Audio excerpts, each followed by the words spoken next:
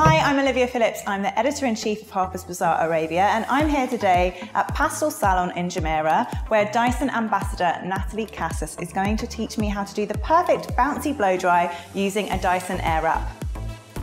What we're going to do today, we're going to work with some styling aid. We're going to use the Technique Artful Volume Extra.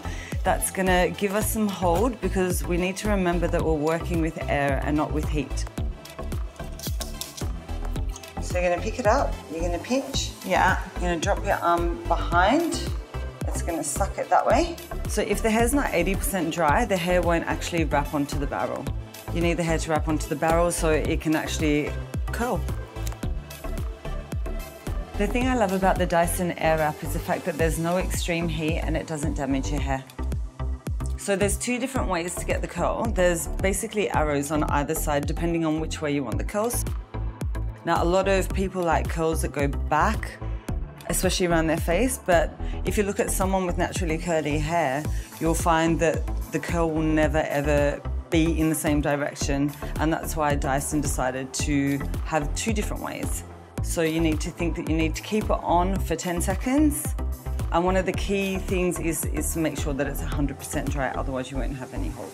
I genuinely do think the best thing about it is that it doesn't damage your hair. Yeah. It checks the temperature 40 times every second to make sure it's not burning your hair. So it has like a thermostat in it. So if you're looking for more of a beach organic kind of curl, if you actually wind the hair around the barrel horizontally, then you'll get a beach wave. If you do it vertically, then you'll get more of a curly curl. The Dyson Airwrap is engineered for all different hair types, so if you wanted to blow dry your hair straight, you have the option of using one of the brushes just to smooth your hair out, or of course you can have it curly, and if you're looking for volume, you can use the round brush.